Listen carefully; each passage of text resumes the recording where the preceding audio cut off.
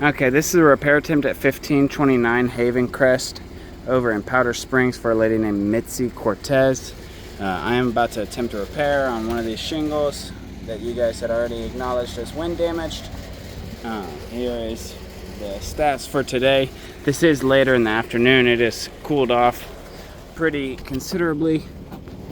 And I'm going to do this in one shot, and hopefully you guys can see everything from here.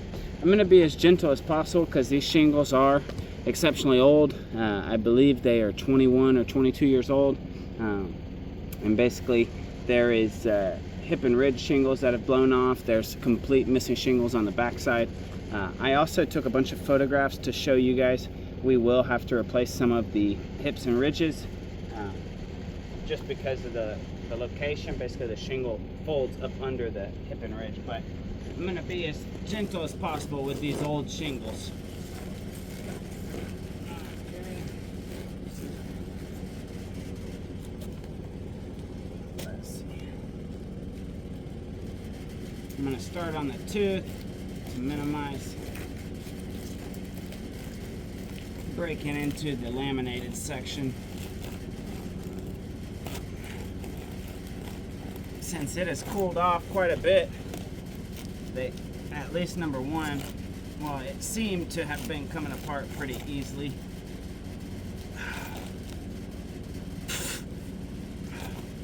Well, it was coming apart pretty easy, except until we got to here.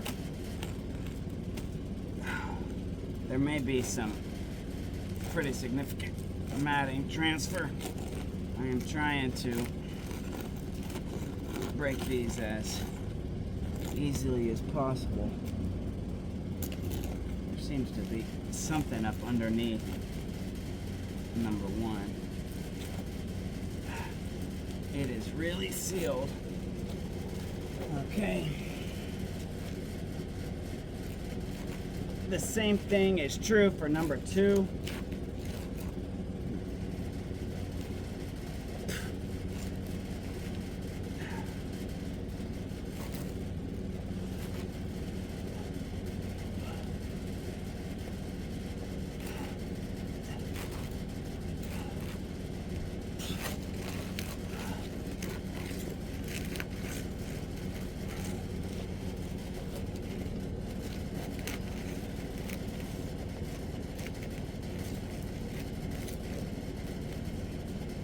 I don't know what in the world is going on with these shingles. There seems to be some kind of issue with the adhesive. That is incredibly difficult. Alright, number four is coming apart pretty easily. Okay, I don't know why number one and number two were so difficult. Okay, and I believe we are loose on number three. I can already tell there is not really a whole lot of leeway. Obviously the fasteners are still in, but these shingles are not super flexible. So I'm going to go ahead and take the shingle out now.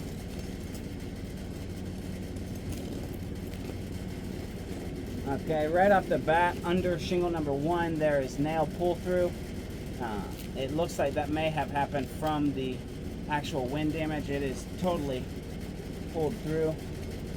And I don't know what in the world. There's some kind of problem with the adhesive. Even though number two is fully unsealed, except in this part. Let me show you. We're having some kind of issue with number two. This is number two. There is excessive adhesive. This is loose, but the shingle will not come through all the way. I'm going to try to work around it just to demonstrate the pliability, because that is the main concern with this really old shingle. Let me see if I can get the fastener out without ripping the shingle. Okay, here we go.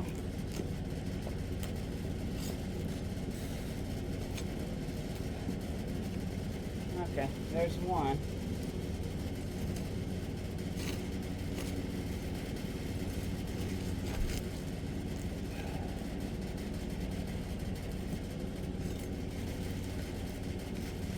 Okay, we did have some shingle tear on number 2.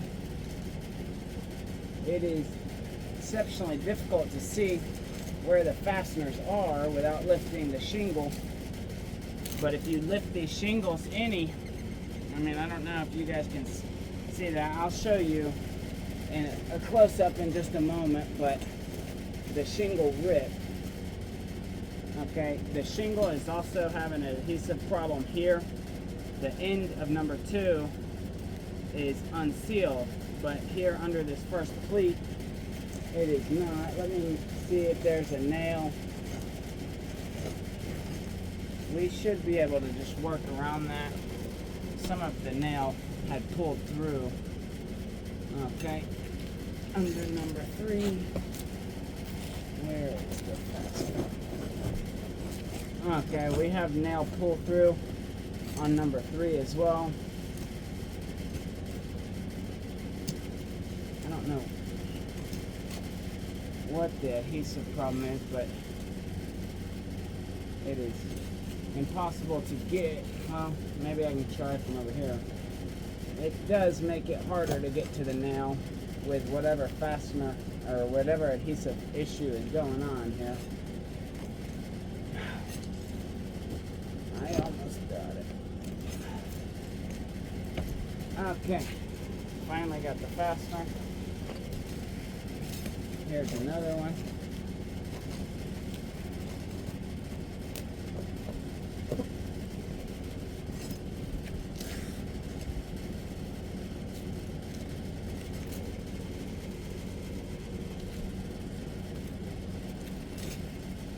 Alright.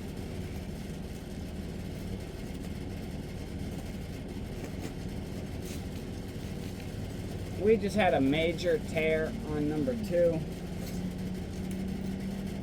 These shingles do not have the oil in them to be pliable. I don't know what the problem is with this nail, but the entire shingle just ripped under number 2. I believe the fastener is in there. And I have not lifted these shingles above 45 degrees. Let me actually show you that. The shingles are delaminating. You can see there's a massive tear in number 2. This nail is in crooked, and it is almost impossible to get. If I try to get the fastener out, the shingle delaminates. I may be able to get it with my hand. You can see that nail is in crooked, and it has reamed out an entire, let me turn on the flash. Well, here you go. It has reamed out a hole underneath the shingle. Okay. We almost have this shingle out. And it is, the last nail is here.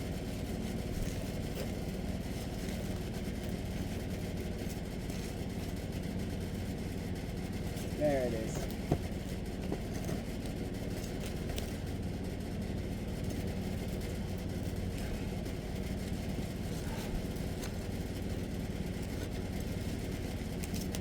And there goes the fastener. Looks like they used the extra nail there. That should be it. Alright, we missed something.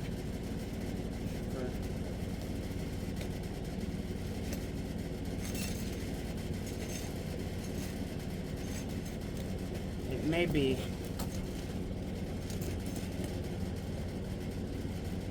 a high nail where we couldn't see. No.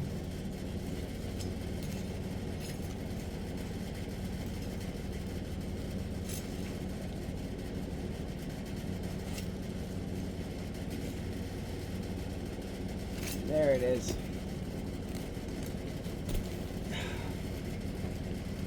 It wasn't a high nail, it was just hard to see because these shingles are not flexible. It makes it hard to see where the fasteners are. And this is one of the easier places to do the repair. There is, obviously it is like 21 or 22 years old. This roof is also 12 pitch over on most of it. Okay, I thought we had it all. There is one nail up under number 4 that is still holding it on, so bear with me. I'm trying to do this as fast as possible for you guys without sacrificing on quality here. Okay, there is some kind of problem here. Let me put my tool down. It is the adhesive on number 2 that is stuck. All of the nails are out of the shingle, but it is stuck here. For some reason it is fused together on number 2. There it is. I'm not sure what that is, but we will take that off. Seems like somebody had manually sealed, hand sealed these shingles. Okay, so we got the shingle out. I'm gonna get some measurements afterwards. I would like to point out there's a tear in number 2. There's the large tear in number 2. Let me just set this down.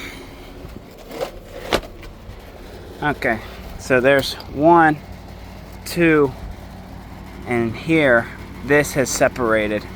There's also a small little tear here on number 2. Number 4, there's a tear here, and there's a tear right here. You can see on number 4, and I believe on number 3, I guess number 3 did all right, and it appears number 1 did. Oh, under number 3, or yeah, it was under number 1. There was pull through, but I'm gonna go ahead and attempt to put this back in.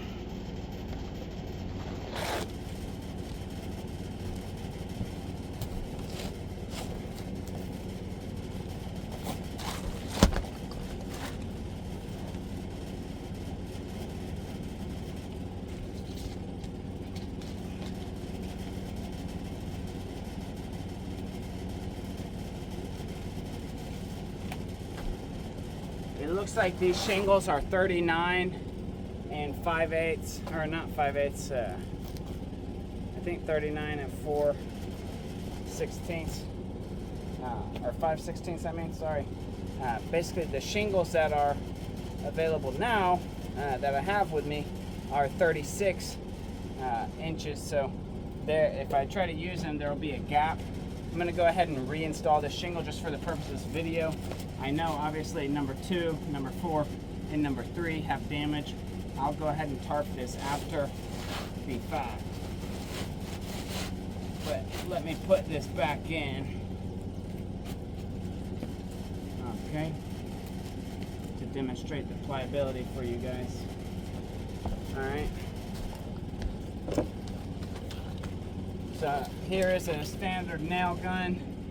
If we tried, I just brought this up to demonstrate to you, 95% of roofs in North America are put on with a nail gun. They do have to be perfectly flat, according to the building code, to get a flush nail.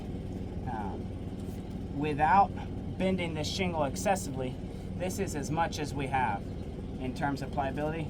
There is no way to get the nail gun to operate properly unless we lift these shingles more. It's not even like we're asking too much of the shingle. These are just non-pliable shingles.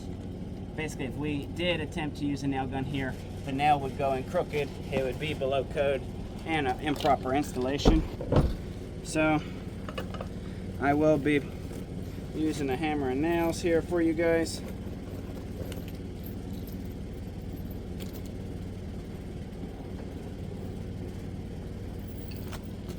Alrighty. And I will tarp this area afterwards since there already is some damage. I'm going to try not to exceed a 45-degree angle. I can tell even with the hammer and nail, it is going to be difficult, but I will try my best here.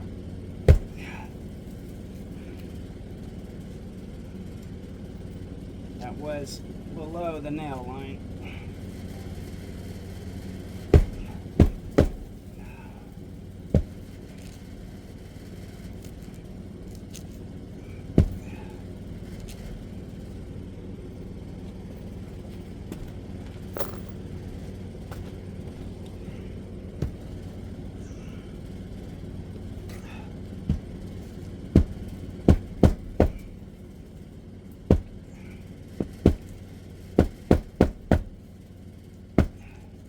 Okay, one of the main problems trying to work around a shingle that's too old, basically without creating damage to the shingle, that you can't even meet the standard parameters to lift the shingle high enough to get the nail in without it being crooked. As I said before, basically we are bound by the building codes. In order to get a flush nail, we have to have more room to work. This nail is going crooked.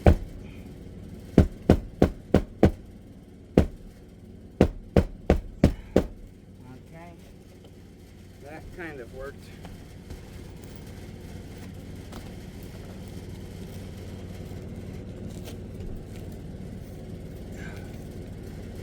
And where this shingle was manually hand sealed, it is going to be physically impossible unless we can take the adhesive off. I cannot get, that just lifted the entire shingle here. These shingles will not come loose enough to actually get the nails under there.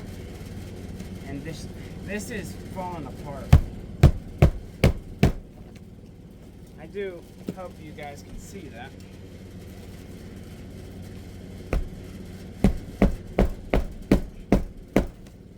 The reason we have more pliability, this shingle has completely ripped from the top to the bottom.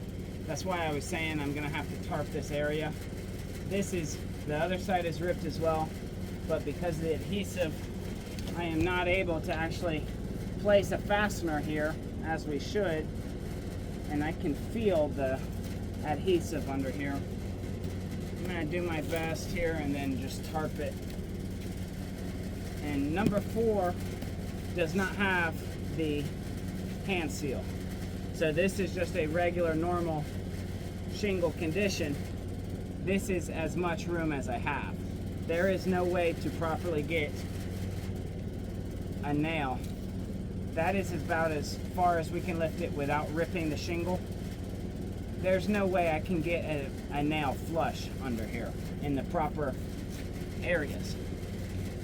We could put them near the keyway, but that's going to lead to leaks. I can try.